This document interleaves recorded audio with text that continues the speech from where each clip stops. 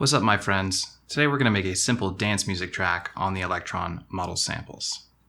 The idea behind this video is that the track that we make will serve as a tutorial for you to get to know your model samples, as well as perhaps the basis for a track that you might write later. This video is definitely aimed at beginners and for people who are looking to get to know the Elektron workflow. Let's get started. So the first thing we want to do is to start a new project. I'm going to press the wrench here and move over to select project, press down on the orange encoder, select no. If we're coming from a preset pattern, we don't need to save it, so select no here and hit yes to initialize a new track or new project. Okay, immediately we're presented with the default sounds. The samples are samples from Splice and they sound great. That's actually what we're going to use to make our track. We might bring in a couple other samples from the preset sounds that come with the model samples, but we're going to keep this fairly simple. So to start out, we're just going to go over to the kick drum, and I just want to point out that the pads here are all velocity sensitive, and if you want to alter the way these pads react or the note the pads play or whether these pads send MIDI data out, you can hold function and hit the track button to bring up the track menu. This is also where you can transpose the way that this chromatic keyboard works out, which also doubles as our step sequencer. So if I wanted to adjust how the keyboard's reacting here, I can do that. If I want to change the pad note,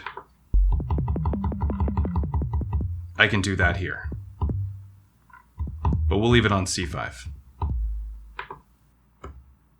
If I want to change the default sound that's on this pad, I can select it here with this waveform button. But we're going to leave that alone for now.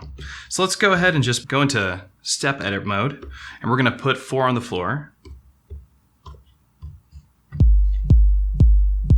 We all know this rhythm.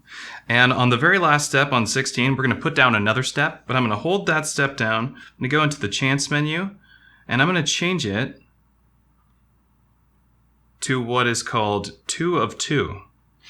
Basically, what it means is that after it goes twice through this whole sequence, so on its 32nd step, the step will trigger. This is a really useful way to make complex rhythms in small sequences.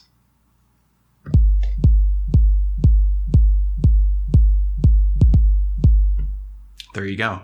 There's lots of other conditional triggers that exist inside the chance menu here, but we're only going to play with that one for right now. We're going to go straight from this bass drum right over to the melodic side of things so we can start like vibing on this sound. I'm going to hold function and go into the scale menu by hitting the function and page button. And here I'm going to change the mode from pattern to track. This means that the scale of our sequences are per track rather than per pattern so that we can have different scales for different tracks. So one of the first things I want to do is make the master change for when it changes to a new pattern or resets is I'm going to change this to 64 steps. And if we want it to go quickly, we can push down on the orange encoder here and it will move in groups of 16. Cool. I'm actually going to change the length here to an odd number just because it sounds good. So let's take 9. And now I'm going to find kind of a rhythm that I like. I'm going to go into step edit mode, which is this button here. And I'm just going to go like this and see what kind of rhythms this creates. And that works just fine for me. But I don't want it to be the same note all the way through. So I'm going to hold down one of these triggers here, and I'm going to use the orange encoder again to change these notes chromatically. I'm going to go down to a D sharp.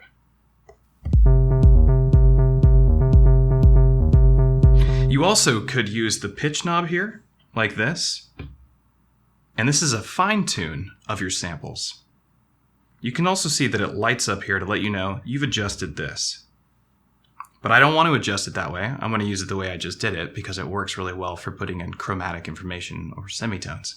So to delete this data, since while it's highlighted, I can hit clear, which is located in the play button. Now that's taken away. Clear pitch blocks. So on number 6, you heard that we have that D sharp 4, I believe it is. D sharp 4. I'm actually going to copy that D sharp 4 by hitting the copy button, which doubles as the record button. I'm going to move it over here and paste it by hitting the stop button, which doubles as the paste button.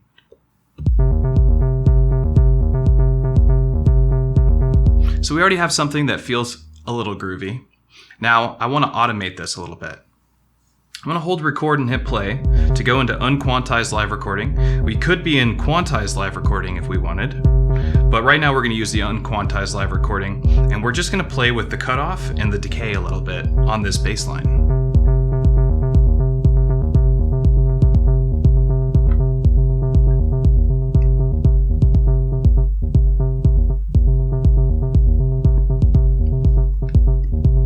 And now it's a little bit more alive.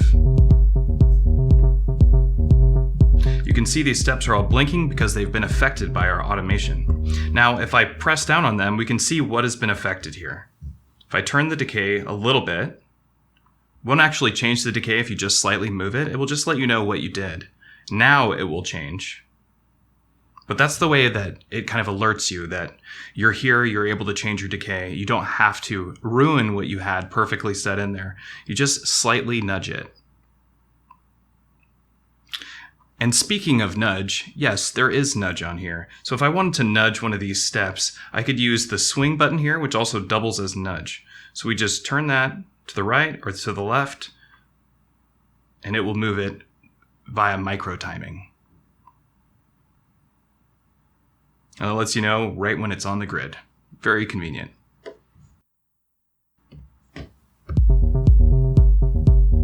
So I want to have the reverb kind of explode on one of these notes. So I'm going to pick one.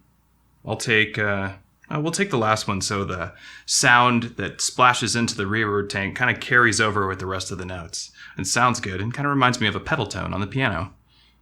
So before I do that, I'm going to change my reverb a little bit. Let's make the reverb a little bigger because it's kind of at a medium size at default. I'm going to make it pretty huge. It goes all the way up to infinite, but we don't want infinite.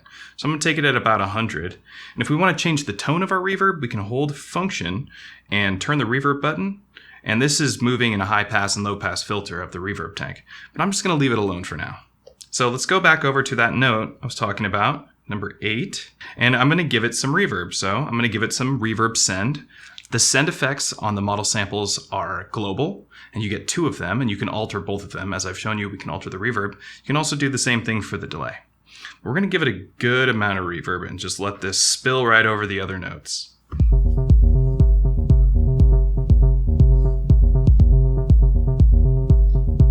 And I might actually open that note up a little bit more with the cutoff so it really fills that tank.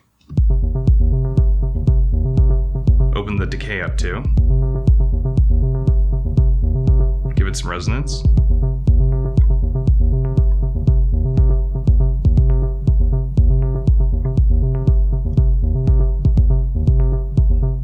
Let's try changing the note too.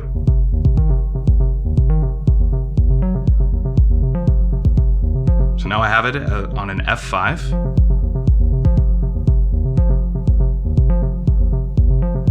Gonna turn up the volume a little bit. As you can see, the volume says volume plus distortion.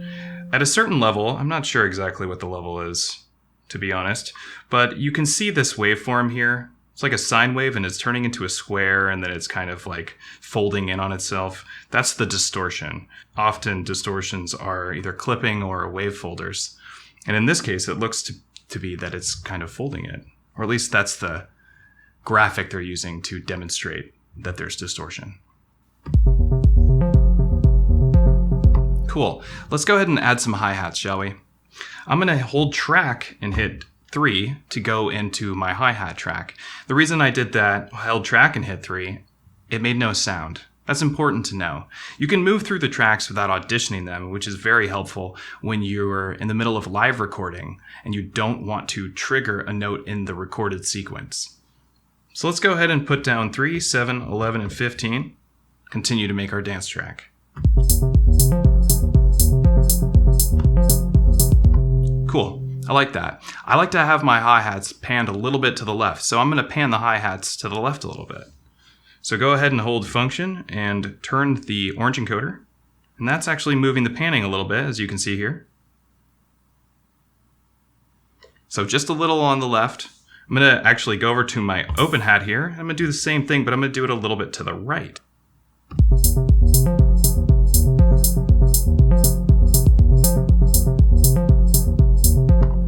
Cool.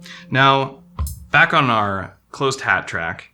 If I wanted to ratchet some of these, I can hold them down and hit the Retrig button, and then just hit it again and it will turn it on.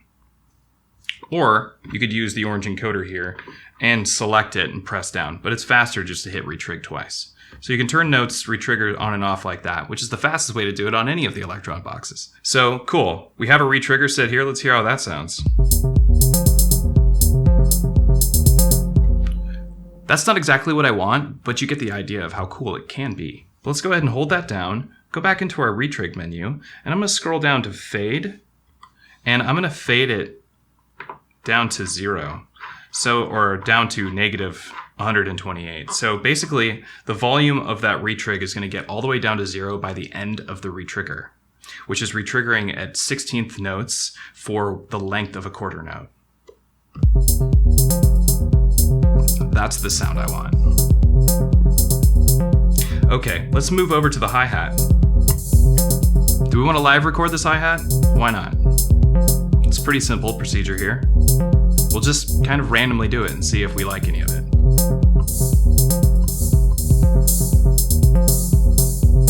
Okay, you can hear that some of those are off. So we could go in here and use our nudge and put them on the grid. I'm also going to turn down the level of that open hat because it's a little loud. So just turn the orange encoder here with nothing else.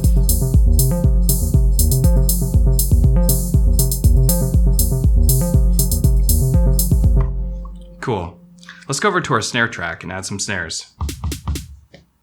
5, 13. Nice. Now if we want, we can use the Retrig button and press the pads down and we can kind of create drum fills.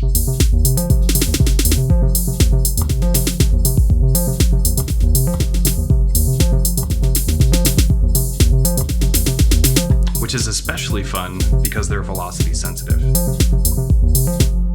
But what I also like to do is I like to use the conditional trigs to create drum fills.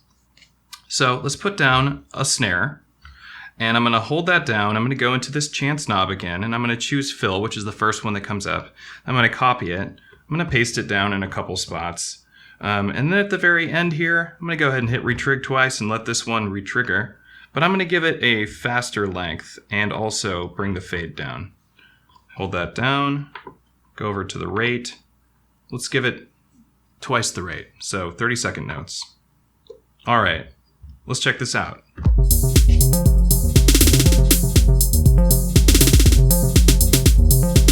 So I'm pressing the page button and that's activating the fill condition for us.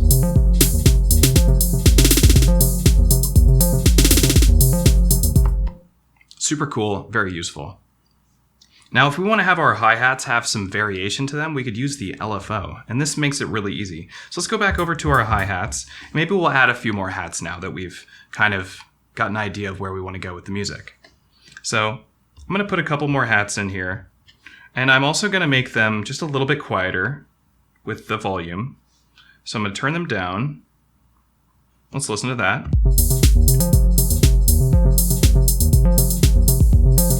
So if I want the other hats that are on there to kind of have random volumes, I can use the LFO here, hold the LFO button down, and select the volume knob. And now it immediately chooses the volume as the LFO's destination. Very useful, one of my favorite features on the model samples and the model cycles. So I'm actually going to leave it as a triangle, but I'm going to bring the multiplier down to about 2. And just leave the depth really low. And so all this is doing is making it so we have just slight variations in our hi-hats. It just makes the track feel a little bit more realistic. Cool. Let's go over to track 5 now, and let's choose a new sample for this pad. So we're going to hit the waveform button. Let's hit the back button to start moving through our sample packs. And we don't need drums. What we want is groove, miscellaneous, waves. Let's use waves. So I'm going to select waves, and what waves is where you can construct your own sounds on the model samples. So if you know a little bit of subtractive synthesis, this is a great place for you to hang out. With the noise, you can use your volume, the LFOs, the pitch, and kind of create your own drum sounds. And you can do the same with the single cycle waveforms, which is here in the oscillator section, but this also shines exceptionally well for making monosynths. So we're going to go ahead and go into the oscillator, and we could choose any oscillator we want. It doesn't matter what you pick. Preferably not just a sine wave, because that's not ideal for what we're doing right now. I'm looking for a sawtooth. Here we go. So now I have a sawtooth in here. Just sounds like a click because it's not oscillating yet. So I'm going to hit this button here, which is the loop button. So it's telling this sample over here to just, when it gets to the end, to start over, and that's going to create an oscillation. And now we have our chromatic keyboard here. This sound is very abrasive because it's an unfiltered sawtooth. So let's go ahead and bring the cutoff way down here. Give a little bit of resonance.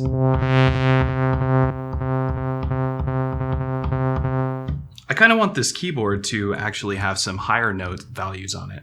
So I'm going to hold function and go to track, and I'm going to use the keyboard transpose. I'm going to bring it up an octave. So plus 12, get out of here.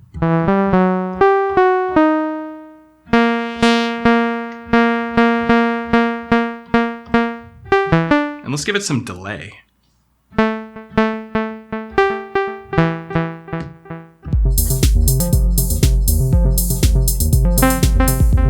Turn the volume down a little bit.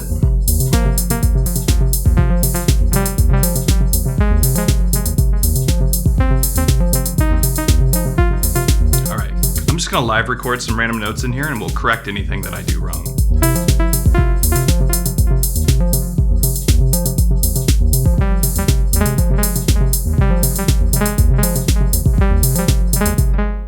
Okay, I'm going to go ahead and go into my quantize section, and we're going to move over to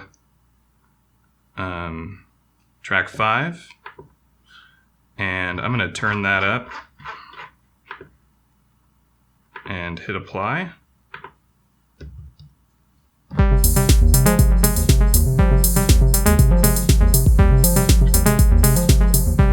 going to add another note here.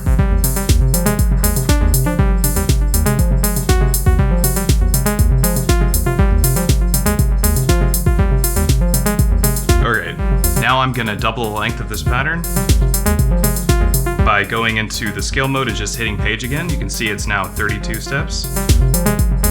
And it doubled this pattern. So I hit page again to go to page 2. So you see it says 1 4 2 4 3 4 4 4. Now we're on 2 4. It only goes to 1 4 to 2 4 because it's only 32 steps. So on this second page here, let's add some new notes.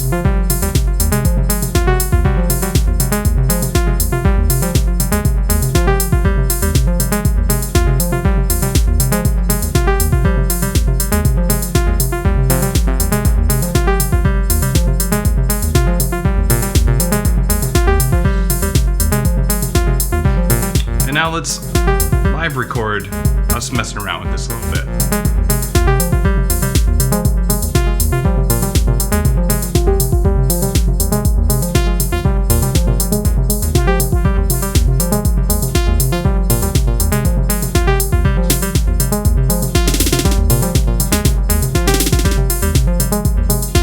If we want to mute something so we can perform a little bit, hold function, take our kick out, and bring it back in.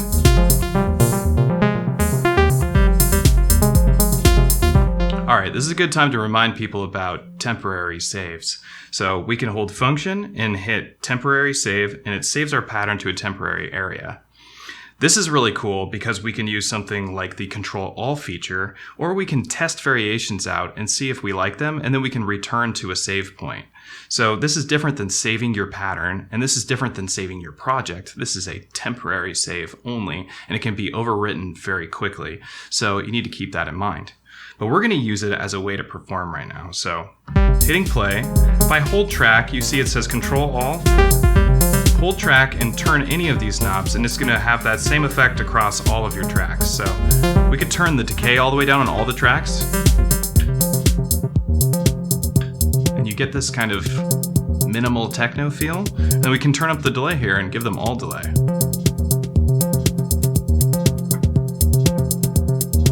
filter cutoff. And then we hold function and hit pattern to reload our pattern. Another really cool feature about all of the Elektron boxes is being able to put multiple sounds on one track. So let's take advantage of that before we finish with our small dance track. So on our little synth track here, I'm going to change the oscillator on a couple of these notes. Let's go back into Step Edit. You can see all the automation we've recorded. So let's choose this one and hit the waveform button here. And I'm going to hold that down and I'm going to go into Factory. And we're going to select waves, oscillators, and let's just grab a different one. Cool. You can see that it turned red because it selected a specific sample for this trigger here, or this step in your sequence.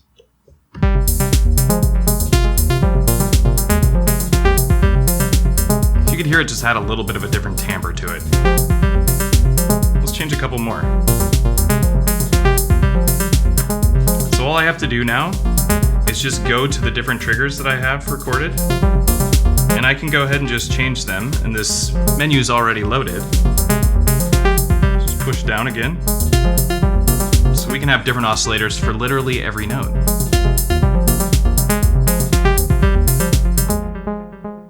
Cool. I really like that, and I think the track sounds pretty decent for it being just the default sounds on the model samples. Now this is a very bite-sized tutorial, and the idea of it was to have it be bite-sized so that you could feel like, all right, that was quick. I kind of get the idea of it. Now I can do this on my own, or I can take the track that we just worked on together and you can adjust it, use different sounds because I showed you enough features for you to change things around yourself. If you like this video, go ahead and like and subscribe to the channel. Let me know in the comments what you liked about it, what you didn't like about it, and what you'd like to see more of. But anyway, once again, I'm EZBOT.